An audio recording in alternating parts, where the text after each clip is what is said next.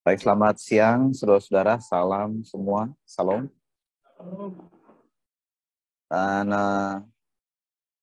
bagi teman-teman yang ada di online, di Zoom, di segala tempat, mungkin ada dari berbagai posisi sekarang. Telah berkenan mengikuti acara ini tadi dari jam 10 sampai pada detik ini. Terima kasih untuk semua perhatian. Teman-teman yang sudah pamit, yang tadi datang lalu pergi karena ada banyak kegiatan yang seharusnya ini waktu kerja. Terima kasih karena semua perhatian ini diberikan kepada kami. Saya sebenarnya mempertimbangkan apakah saya harus bacakan dan minta tolong orang membacakan riwayat hidup dari Debbie. Dia dikenal juga sebagai Mama Brili dan Mama Bright. Karena saya orang Nias, saya Mama Brili, disebut dia Ina Brili, tapi jarang jadi Ina Bright atau jadi Mama Bright. Jadi karena kami di Medan, kasihan tidak ada Mama Bright, hanya Mama Brili yang ada kan. Jadi Mama Brili itu dan juga Mama Bright, saya bapak mereka. Dan lebih suka memanggil nama karena itu sengaja, karena apa yang diberikan Tuhan kepada saya dari awal. Saya ini memang orang Nias. Tapi saya tahu saya bukan di orang Nias karena suku lagi, karena panggilan ini. Jadi saya tahu dipanggil untuk Injil satu.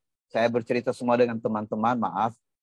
Siapa saja saya tidak pernah nolak adat, budaya, kebiasaan. Karena saya mengenal Injil tahun 91. Tahun 91 itu sebenarnya mencari di mana teman-teman yang hidup dalam Injil penuh mulai dari awal sampai akhir. Belakangan baru ada istilah Bank Injil, itu bukan karena organisasi, melainkan satu singkatan untuk mudah dimengerti. Apa yang menyebabkan orang tidak bertahan dalam Injil sampai akhir. Jadi saya tidak pernah menuduh siapapun bahwa tidak ada orang yang mengalami Injil di seluruh bumi kecuali saya dan beberapa orang yang bersama dengan saya. Melainkan banyak orang yang mengenal Injil, sedikit yang mengalami. Mengalami itu karena Injil berbicara Yesus yang mati atau Isa yang mati, dikubur dan hidup kembali pada hari yang ketiga. Nah, itu berita yang tidak pernah berhenti dalam hidup saya sejak tahun 91. Nah, saya dengar bahwa banyak teman-teman yang menyaksikan itu, bahwa Yesus mati untuk dosa kita. Satu pertanyaan saya, apakah dosa Anda sudah selesai?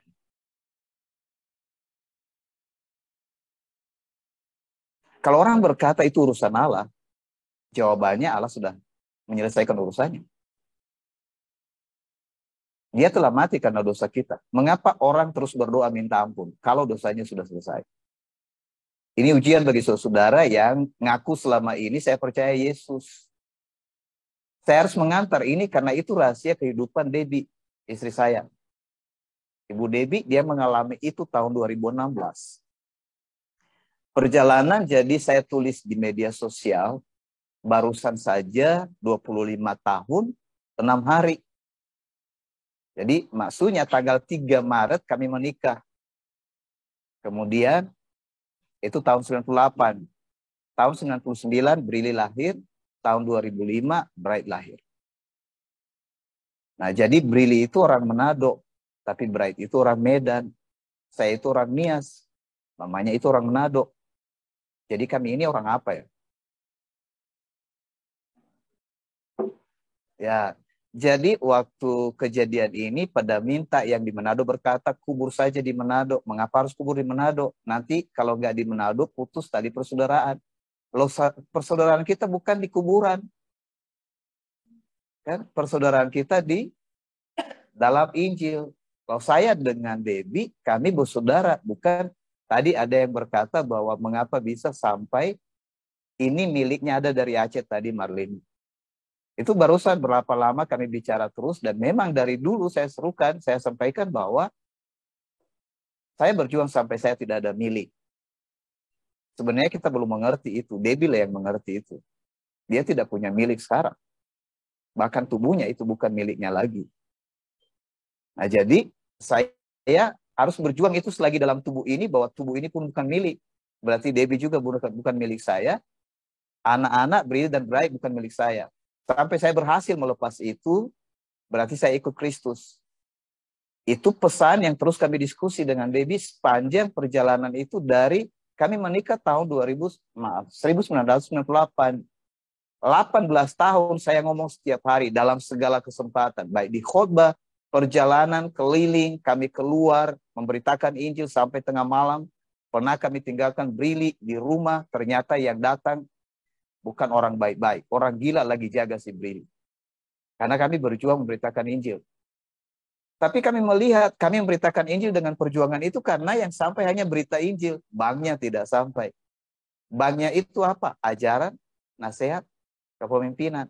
Yang hilang di seluruh dunia adalah karena ajaran Injil tidak sampai. Yang ada doktrin, dogma, orang Kristen, Katolik semua memberitakan Yesus. Tidak ada ajaran Injil, yang ada ajaran masing-masing gereja. Nah itu sebabnya kami hadir di sini daerah Dwi Kora. Terima kasih teman-teman yang dari STM. Ibu Debbie setia dari awal, selalu hadir di STM, kecuali setelah dia sakit. Saya bilang kemarin kepada pimpinannya, ya saya setia di STM kalau saya diundang khotbah. Kalau saya nggak khotbah, saya nggak bisa datang. Maksud saya karena memang hidup saya untuk itu. Kan saya harus memaksa bagi waktu, saya bicara secara online atau secara offline gitu kan, atau apa namanya, onsite. Iya. Jadi perjuangannya hanya itu supaya berita ini sampai kepada orang-orang, bukan karena yang lain. Dan jadi bagaimana? Saya mau cerita tentang kisah Debbie. Ya kisahnya ini. Tahun 2016, tiba-tiba dalam pembicaraan itu, sebenarnya sebelumnya 2015 sudah ada pemberitahuan bahwa dia mengidap penyakit yang mematikan. Nah, kata itulah yang saya tangkap dan saya beritahu kepada dia. Bukan ini penyakit yang mematikan. Orang sakit kepala bisa mematikan nggak? Bisa dong, kan? Orang nggak sakit-sakit bisa mati nggak? Nah, bisa. Cancer bisa mematikan nggak? Enggak. Buktinya udah berapa tahun dia cancer nggak mati-mati. Kan? Kita sering ditakuti karena perkataan-perkataan. Tapi di tahun 2016 itu terjadi sesuatu. Karena tekanan itu, dan dia sebenarnya belum dapatkan pengalaman Injil itu. Meskipun dia selalu bersama dengan saya dengan Injil. Dia tahu semua konsepnya, dia sudah memberitakan Injil, dia sudah membaptis banyak orang. Satu hal dia tidak mengalami bahwa dia sudah bebas dari dosa dan hukuman. Dua hal itu sangat mahal. Cerita kami, waktu dia tahu bahwa dia harus dibiopsi dan harus dioperasi, harus dihilangkan semua bagian yang kena kanker, dia frustrasi. Dia beritahu kepada saya, sebenarnya saya berpikir, udah akhiri aja hidup. Ya, kami diskusi akhiri hidup, apakah berakhir penyakitnya? Gimana? Menurut saudara, akhiri hidup penyakitnya berakhir? Berakhir dong. Kan? Akhiri hidup berarti berakhir penyakitnya. Persoalannya perjalanan berikutnya berakhir nggak? Ada dua yang menunggu. Surga atau neraka. Loh saudara kita mau kemana? Kalau ditanya orang mau kemana setelah mati? Jawaban orang Kristen mau kemana? Ke sorga. Jangan kira karena Anda berkata aku mati ke sorga, Anda akan ke sorga. Penentu sorga itu hukumnya Allah. Di bumi ini hukum yang menentukan siapa yang masuk penjara dan tidak. Di sorga yang menentukan hukum bukan kita. Sudah ada hukumnya hanya satu, Injil. Kami ngomong di altar itu. Saya tidak bicara selama 1 jam. Tapi dia terus menangis karena ketakutan terhadap penyakit itu. Karena dia terpikir bahwa itu mematikan. Dan saya berkata tidak mematikan. Percaya saja.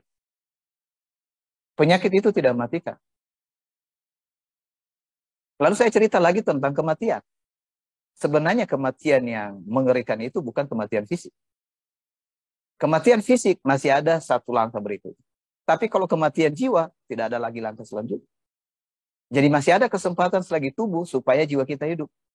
Lagi bincang-bincang itu saya ulangi. Yang benar Yesus mati karena apa? Jawabannya karena dosa kita. Bukan karena dosanya kan? Apakah dia takut waktu dia menghadapi kematian? Ya. Dia berdoa, ya Bapa kalau boleh, cawan ini lalu daripadaku. Tapi cepat-cepat Isa atau Yesus berkata, bukan keinginanku melainkan kehendakmu. Nah kalau dia harus mati karena dosa kita, kita mati karena dosa kita, itu layak kan? Lagi bicara-bicara itu dan saya bertanya, apakah memang dosamu sudah selesai? Tidak mengerti, karena itu berarti 18 tahun dia dengar terus kalimat itu. Tapi pagi itu, sekitar jam 5 lewat, dia berkata, hari ini aku tahu. Ternyata itu masalah. Bahwa dosa saya belum selesai. Dan sekarang saya mempercayai itu bahwa seluruhnya selesai. Berarti termasuk hukuman dosa itu salah satunya penyakit selesai. Selesai penyakitnya bukan karena sembuh. Tetapi karena menganggap penyakit itu sudah tidak berkuasa. Lah ini susah dimengerti. Itu berjalan dan paginya dia berkata, aku mau dibaptis kematian seperti Kristus. Dia sudah dibaptis. Tapi dia dibaptis karena dia seorang Kristen. Sekarang dia dibaptis karena dia tahu Kristus mati, dikubur dan hidup kembali. Dia mati bersama Kristus, dia hidup bersama Kristus. Sejak itu perjalanan langsung berubah. Sementara penyakit dia sudah berjalan sampai dia ingat pertama sekali ke Manado. Jadi mama dan saudara-saudara yang di Manado yang lagi dengar ini dengan semuanya, ingat yang paling berharga dengan Debbie bukan karena dia berkunjung ke Manado, melainkan karena dia bawa berita Injil. Di waktu itu perjalanan itu hampir keliling di Indonesia sampai ke Manado juga. Injil itu diberitakan dan ternyata banyak orang yang kaget karena itu berbeda dengan yang didengar sebelumnya. Mengapa harus seperti itu? Dia seorang anak pendeta, dia seorang yang sudah bersama dengan pemberita Injil 18 tahun, tapi baru mengalami Injil. Satu hal selanjutnya dalam perjalanan kami, saya harus menjaga dia dengan ajaran, nasihat, dan kepemimpinan Injil. Siang malam, kapan saja. Sementara anak ini besar, mereka semua dengar siang malam tentang cerita itu. Saudara, berita bisa benar di awal, tapi ajaran bisa berbeda. Nasihat apalagi. Tadi Brili berkata, aku kepingin dapat nasihat seperti orang tua lain. Tapi bapak dan mama saya tidak pernah beri nasihat itu.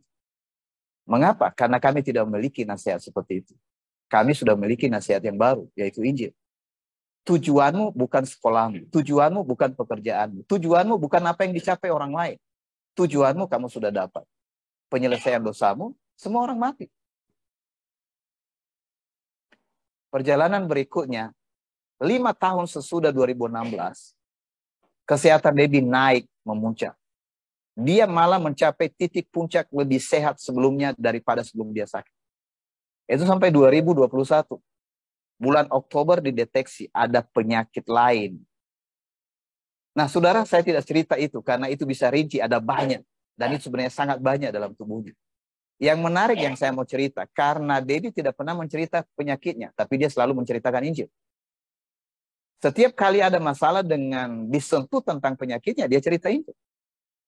Saudara tahu, setiap kali saudara bercerita, itu berarti saudara mengingat. Peringatan itu membuat saudara merayakan. Saudara ingat ketika ada COVID, peristiwanya apa? Yang dibicarakan semua ada yang dirayakan COVID. Apakah ada orang merayakan Injil? Nggak ada. Mengapa COVID lebih viral dari Injil? Karena kita suka membicarakannya. Satu hal mengapa kami bicara Bang Injil, dan itu perjuangan terakhir dari Debbie, dia berdoa kemarin terakhir itu. Dia berkata, kalau aku hidup, berarti karena Bang Injil aku sudah dapat. Dan itu yang ku akhiri. Tapi kalau tidak, berarti sudah selesai. Jenis-jenis penyakit itu bukan lagi hal yang harus dibicarakan. Mungkin di antara kita, saya tidak tahu keluarga yang di Manado, keluarga yang di Nias, bapak dan mama saya sudah tua. Mereka ngomong, mengapa bukan kami, mengapa harus dia. Orang sering berkata, semua yang mati punya giliran. Giliran apa ini? Jadi kita nunggu-nunggu kematian atau nunggu-nunggu kehidupan? Banyak orang berjuang supaya pada akhirnya mati kan. Tapi saya melihat Debbie, dia tidak berjuang sampai mati. Tapi dia berjuang sampai hidup. Kalau saya cerita gimana pengalamannya, orang tidak tahu. Itu setiap menit, setiap detik penyakit itu di akhir-akhir, sampai saya nggak bisa tidur. Dia tidak bisa turun dari ranjang, susah berjalan, satu langkah melangkah. Itu seperti orang yang sudah berlari 100 meter. Tapi satu hal dia ingat, lewati saja semua. Sampai saran orang, sebenarnya di sini saya mengerti. Bahwa tidak ada orang yang bisa menyembuhkan. Tadi saya dengar bahwa menyembuhkan, siapa yang menyembuhkan? Gak ada. Manusia itu termasuk dokter hanya mengobati. Mengobati itu nggak bisa menyembuhkan, nggak bisa memulihkan. Kalau mereka buat sesuatu itu merusak bagian yang lain. Nggak pernah menyembuhkan. Jadi aku berdoa memang dari awal ketika terjadi dan terakhir. kalau engkau menyembuhkan. Saya tahu bahwa Allah tidak menyembuhkan fisik itu. Tapi dia sudah menyembuhkan yang sama, lebih besar lagi. Penyakit kita yang paling parah itu bukan penyakit fisik ini. Penyakit itu yang pertama yang disembuhkan oleh Yesus adalah penyakit tidak bisa mendengar. Tuli. Debbie 18 tahun, bahkan sebelumnya, sebelum kami menikah, dia sudah dengar Injil. Tapi dia tuli. Tahun 2016, telinganya dibuka oleh Allah.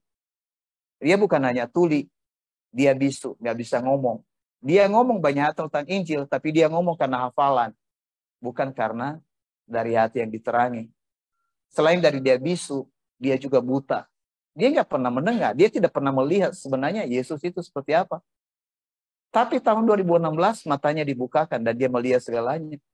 Dia bersuka cita. Saya tidak membagi sukacita saya lagi kepadanya. Selama 18 tahun dia selalu berkata begini, mengapa Bapak selalu ada sukacita tanpa harus ditolong untuk bersuka cita? Mengapa setiap kali bercerita, cerita itu bukan cerita yang dihafal? Mengapa aku harus menghafal? Itu menjadi pertanyaannya. Saya tidak bisa menjawab. Karena itu harus dialami oleh seseorang. Itu tidak berhenti sampai berakhir dalam semua perjalanan ini. Ini perjalanan sementara. Jadi bukan hanya tuli, bukan hanya bisu, bukan hanya buta, juga lumpuh. Dulu dia berlangkah berjalan, kadang-kadang begini, dia berkata, Pak, apa nggak bisa lagi jalan-jalan? Ibu-ibu kan kalau ngomong kan ngomongnya semua pada apa kan? Supaya minta penghiburan. Ini sibuk suami, kerja terus, kita jalan-jalan dong, cari apa? Refreshing. Nah, saya berkata, refreshing hidup saya bukan jalan-jalan. Apa yang mau dicari di bumi ini? Refresh itu berarti fresh kembali, baru kembali hanya ada dalam Al-Masih. Tahun baru itu bukan baru. Natal itu bukan baru, itu beralih terus. Yang baru itu hanya ada dalam Al-Masih. Bersyukur dalam perjalanan berita, ajaran, nasihat kepemimpinan Injil, Debbie dipimpin oleh Al-Masih sampai akhir perjuangannya. Pernah dia berkata begini dalam puncak-puncak penyakitnya. Dia berkata, aku lelah. Dan dia berkata, mengapa harus tertimpa ini kepada saya? Hanya satu bisikan saya. Bukankah dia Immanuel? Dan dalam sekejap dia berkata, ya Allah menyertaiku dan dia kuat kembali. Tapi penyakit itu tetap ada dalam tubuh. Ini bukan hipnotis. Tapi ini satu peristiwa yang dialami, yang hidup dalam dirinya. Saudara, ini cerita kisah dari Ibu Debbie. Mulai dari dia lahir tahun 1976. 30 Desember 76. Jadi perjalanan tahun 98 kami menikah. Dalam perjalanan itu yang berharga dalam pernikahan kami bukan pernikahan, tapi perkawinan. Perkawinan itu adalah satu. Ternyata kami satu bukan karena satu tubuh, melainkan satu roh. Nyanyian itu tadilah yang dimintanya saya buat lagunya. Dan lagu itu sudah dinyanyikan banyak orang. Semoga kita ingat bahwa sekarang tidak ada lagi hukuman, maksudnya kuasa dosa bagi mereka yang sudah ada dalam Kristus atau Al-Masih. Tubuh bisa mati. Agak susah aku percayai bahwa Debbie sudah tidak ada. Tadi malam saya mencoba melihat lagi. Memang dia sudah tidak ada. Tadi pagi aku cerita sama anak-anak. Waktu ditampilkan baru aku kaget karena maksudnya aku tadi kan lihat ini gak ada foto. Tapi aku lihat kok ada foto. Aku mengerti bahwa jika orang berkata nggak usah menangis, nggak usah sedih, itu membohongi diri. Semua kita bisa sedih. Tadi Brili berkata, hanya sedihnya jangan terlalu panjang. Terima kasih untuk semua penghiburan bagi saya. Bagi anak-anak juga. Ada teman, satu teman hamba Tuhan yang belum lama meninggal istrinya. Dia tulis panjang kepada saya. Dia berkata, Pak One, 1 minggu Anda kuat. Sesudah 1 minggu Anda akan stres. 1 bulan berikutnya Anda akan masuk psikiater. Karena Anda baru tahu bagaimana kehilangan.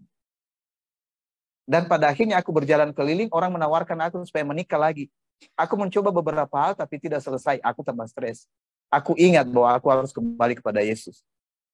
Cerita yang panjang itu saya tidak balas. Tapi mungkin dia dengar kalau ikut Zoom ini. Saya tahu dia orang yang sungguh mengalami banyak mujizat.